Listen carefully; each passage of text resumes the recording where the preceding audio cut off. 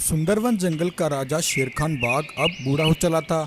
अब उसके शरीर में पहले जैसी ताकत नहीं बची थी, लेकिन फिर भी शेर खान बाघ अपनी हिम्मत और जज्बे से वैसा का वैसा ही था। उसने अपने जीवन में कभी हार नहीं मानी थी और आज भी शेर खान बाघ पूरे जोश के साथ अपने जंगल की देखभाल कर रहा था और अपने जंगल के जानवरों को हमेशा खुश रखने की कोशिश कर रहा था। इसलिए जंगल के सभी जानवर शेर खान बाघ की आज भी बहुत इज्जत किया करते थे।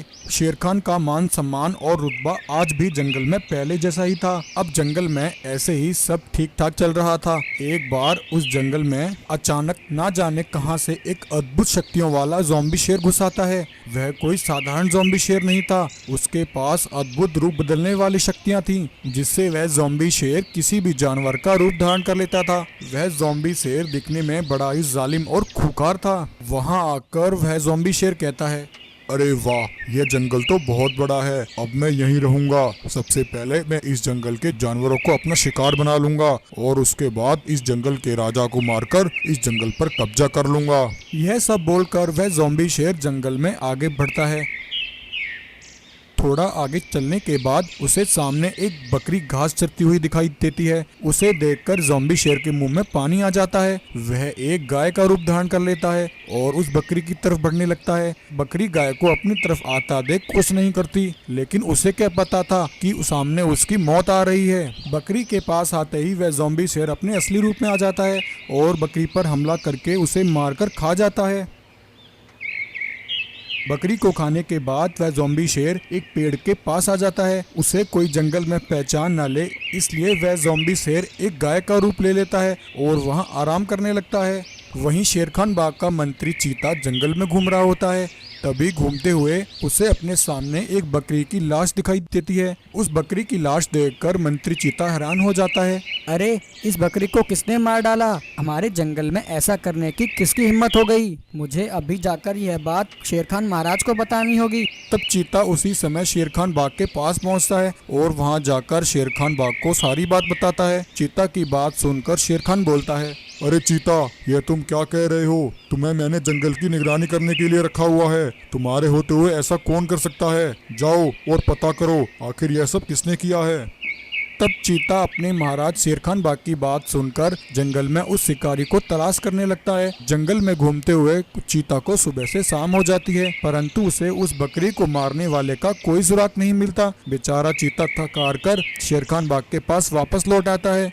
क्षमा करें महाराज, मैंने पूरा जंगल छान मारा, परंतु मुझे उस शिकारी का कोई सुराग नहीं मिला। ऐसा कैसे हो सकता है? उस शिकारी ने जंगल में अपना कोई ना कोई सबूत अवश्य ही छोड़ा होगा। चीता, क्या मैंने तुम्हें अपना मंत्री इसलिए बनाया है कि तुम एक शिकारी का पता तक ना लगा सको? चले जाओ मेरे सामने से, और जब तक उस शिकारी का पता ना चले तब तक मेरे पास वापस लौट कर मत आना। बेचारा चीता अपने महाराज की डांट फटकार सुनकर वहां से चला जाता है। चीता जंगल में चलते जा रहा था, तभी वह ज़ॉम्बी शेर चीता को अपनी तरफ आते देख लेता है। चीता को आता देख वह एक गाय का रूप ले लेता है और चीता से कहता है, अरे चीता भाई, क्या हुआ? तुम मुझे बहुत परेशान लग रहे हो। आखिर तुम किस चिंता में डूबे हुए हो? अरे गाय बहन, क्या बताऊं, हमारे जंगल की एक बकरी को किसी शिकारी ने बड़ी बेरहमी से मार डाला। मैंने पूरा जंगल छान मारा, परंतु मुझे उस शिकारी का कोई अता पता नहीं लगा। आज शेर खान महाराज ने मुझे बहुत डांटा और मुझसे कहा कि अगर मैंने उस शिकारी का पता नहीं लगाया तो मैं उनके सामने ना आऊं। अच्छा चीता भाई, ऐसी बात है। कोई बात नहीं चीता भाई, तुम जंगल में एक बार फिर से कोशिश करो। हो सकता है इस बार तुम्हें उस शिकारी का कोई ना कोई सुराग मिल जाए।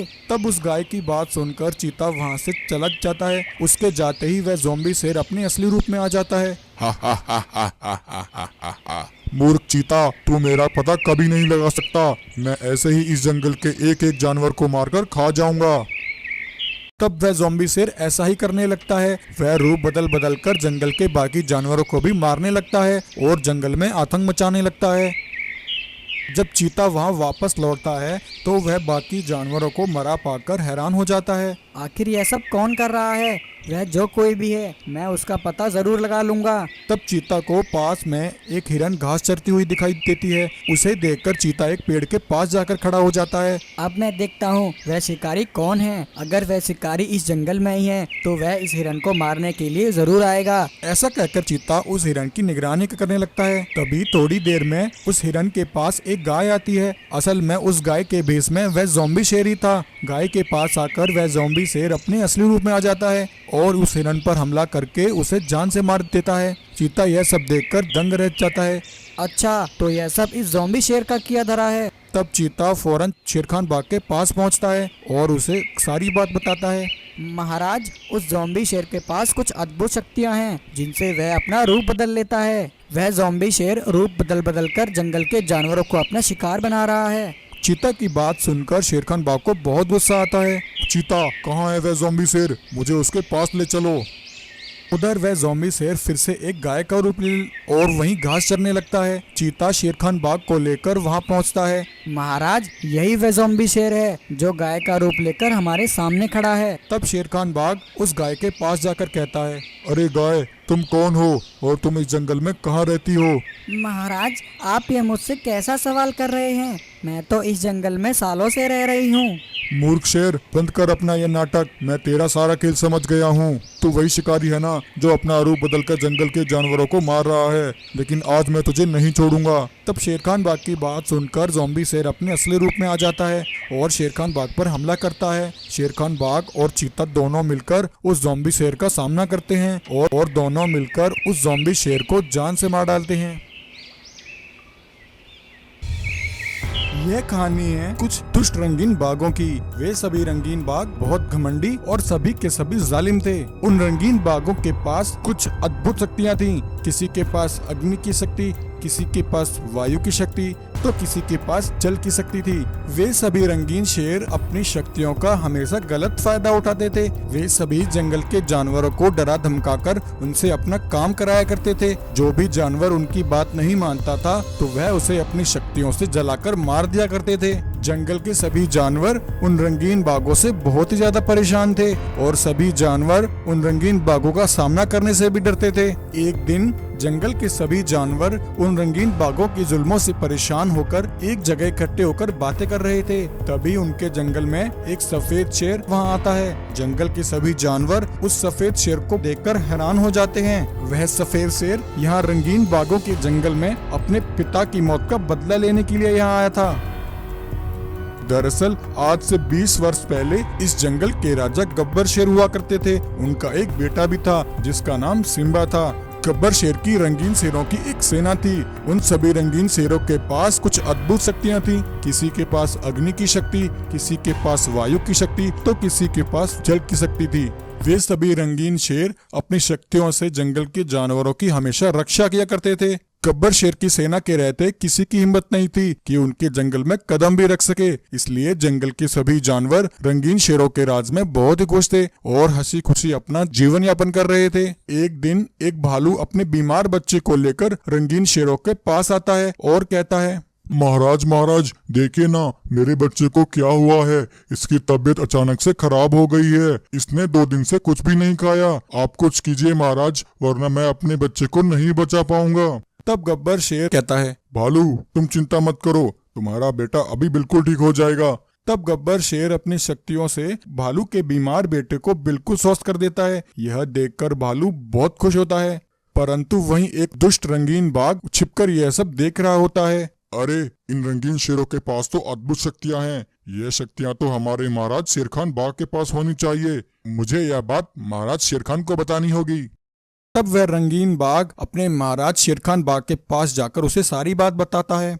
अरे वाह मेरे चेले, यह तो तुमने मुझे बहुत अच्छी खबर सुनाई है। अगर उन रंगीन शेरों की शक्ति हमें मिल जाए तो हमारी सेना सबसे शक्तिशाली हो जाएगी और फिर हमारा सामना कोई नहीं कर सकता। चलो चलकर उन रंगीन शेरों से उनकी शक्तियां छीन लेते हैं और उनके जंगल पर कब्जा कर लेते हैं। यह कहकर शेरखान बाघ अपने रंगीन शेरों की सेना को लेकर रंगीन शेरों के जंगल में आ जाता है। वहां आकर रंगीन बाघ रंगीन शेरों की निगरानी करते हैं। वहीं उन सभी रंगीन शेरों की शक्तियां केवल दिन में ही काम किया करती थी। रात होते ही वे शक्तियां काम करना बंद कर देती थीं। इसलिए रात होने पर वे सभी शक्तियां एक जादुई पेड़ के अंदर चली जाती थीं। उस रात जब सभी रंगीन शेर अपनी शक्तियों को उस जादुई पेड़ के अंदर रख रहे थे, तभी वे सभी रंगीन बाघ रंगीन शेरों को यह करता हुआ देख रहे थे। जब सभी रंगीन शेर अपनी शक्तियों को जादुई पेड़ के अंदर रख देते हैं, तब शेर खान बाघ अपनी रंगीन बाघों की सेना को लेकर गब्बर शेर के पास आ जाता है और वहां आकर अपनी सेना के साथ रंगीन शेरों पर हमला कर देता है। शेर खान बाघ और उसकी सेना गब्बर शेर और उसकी रंगीन शेरों की सेना को जान से मार देती है। इस तरह उन रंगीन बाघों ने गब्बर शेर और उसकी सेना को मारने के बाद उस जादुई पेड़ पर कब्जा कर लिया था और उस जादुई पेड़ से सभी शक्तियां हासिल कर ली थीं। तो इसलिए अब सिम्बा अपने पिता की मौत का बदला लेने के लिए रंगीन बाघों के जंगल में आया था। जंगल के सभी जानवर सिम्बा को जिंदा देखकर हैरान थे। हाँ भाइयों, मैं जिंदा हूँ। मुझे पता है उस शेर खान बाग की सेना ने तुम सब पर बहुत ज्यादा जुल्म किया है, परंतु अब वक्त आ गया है उन दुष्ट रंगीन बाघों से अपना बदला लेने का।